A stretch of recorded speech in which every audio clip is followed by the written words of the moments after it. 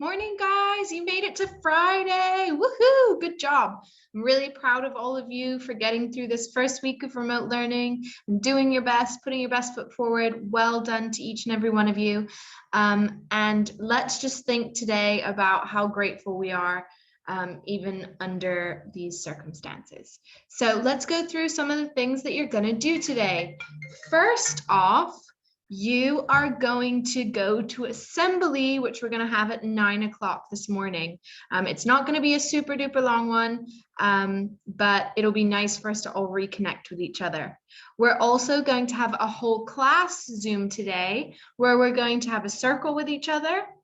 And we're also going to go through some of our findings for science and talk about how we did with memorizing some of those map locations. So we're just going to close out some of the things that we've done in science and social studies this week as well. We're also going to do a few things on our own. Now, before I say what I'd like you to do on your own, I'd like you to think about anything that you did not complete thus far. So if there's a reading task or a writing task that you weren't able to do, then now's your chance to catch up. If you need to do some more math and you haven't got through the fluency yet, don't do that before you do more probing questions, and don't move on to extension until you've done the probing questions. And if there's anything that you need to catch up on for science or social studies, I'd make sure that you do that this morning before we meet at 12 so that you know kind of what we're talking about.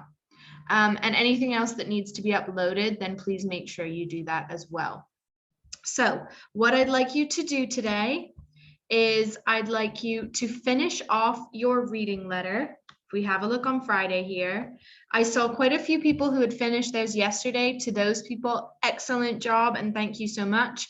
But I'm still waiting for a lot of people to upload theirs. So what I'd like you to do is finish that off today. And when you've finished, make sure that you're actually proofreading it to make sure that you've got your capitals, you've got punctuation, that it's laid out in a way that I'm going to be able to easily read, and there's no little mistakes that you can correct that you didn't notice the first time.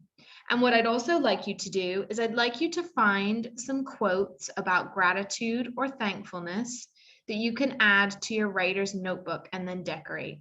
So sticking with our school theme for the year, if you haven't updated your jar, you can do that too.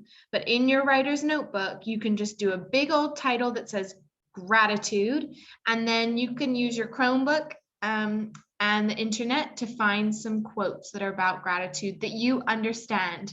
And perhaps if you're willing to share some of those at 12, that would be really handy too.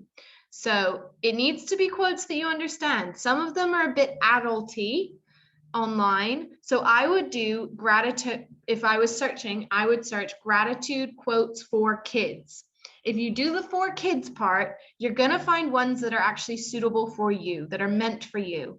Some of the adult ones you might understand, but they might be just a bit tricky or too far out there for you.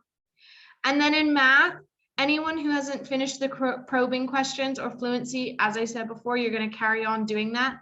But in the folder, I'd like for you to have a look at the extension problem once you're done, and that's labeled as Friday. And if you finish that fairly easily, get in touch with me and I can give you some further extension that I have, but I just didn't put up in case no one got there. So you're figuring out which one would be the odd one out and why. What I would do is consider how you would show these on one of those hundreds grids, like you were converting to decimals in fluency. And whichever one doesn't fit, you're going to say is the odd one out and explain why. So you can show me why, or you can show it by putting them into a place value chart and showing which one does not fit. And then this bottom one, you have to get some scrap paper and you're going to make 0 to 9 digit cards. So you'll have a scrap piece of paper, you'll cut it up into 9 parts, and on each one do 0, 1, 2, 3, 4, 5, 6, 7, 8, 9. And then find 3 different 5-digit numbers that can fit within these clues. So this is a bit of a puzzle. It's actually quite fun to do, but you definitely will need to have these cards so that you can move them around your table or counter or whatever, so that you can make sure that it fits within those clues. So give those a go once you've finished your probing questions.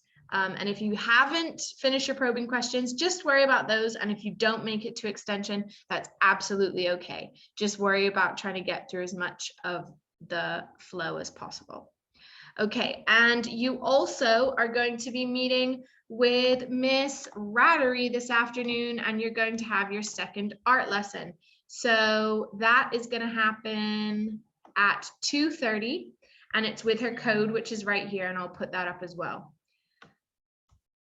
I'm going to be sending out the plans for next week this afternoon once the day is starting to wrap up. So please have a look at what types of things we're going to be getting up to next week, and then anything that you might need to print. Please carry on with working through using the Google Drive on the Chromebooks. If you need to print out everything and that seems like a daunting task, please get in touch with me, and I can always print out the pages that you might need and leave for you to pick up at school. But if you can do it digitally and you're starting to figure out that, then that's much better anyway, because then we're using less paper. So do your best over the weekend at starting to navigate that and figure that out. Okay, and keep uploading. You guys have been phenomenal. Every single time I go back to look, there's something else for me to look at, and I'm actually really impressed by that. Sometimes if I haven't looked at it in a couple hours, I'll go back and there's like 30 things that I get to look at. And that's actually a really good thing, because it means that you're keeping on top of things, and it also means that you're letting me know how you're going through things. And I can see when there might be little mistakes that need correcting, and I can see when you're really starting to get it. So keep that up. It's been really good. And what I want you to do this weekend is make sure that you have a screen break. We've been using our screens a lot this week. It's different than when we're normally in school. So what I want you to do is try not to watch tons of TV and play tons of games, but try and go off and do something outside. Try and do some exercise. Maybe go to the beach. Maybe go for a little run or a bike ride. And if you do any of those things, you can snap a picture and send it to me, and I will give you some extra points, because it's really important that you're working hard, but it's also really important that you're resting, just as important, because you're not going to be fresh for the next week if you spent the whole time being connected to a screen. You're going to be tired. So please try and have some rest. Early nights would be good. And I will be giving points for those types of things, because I think it's really important. Okay, have a wonderful weekend, and I look forward to seeing you later on today. And good luck with completing all your work for this week. Bye.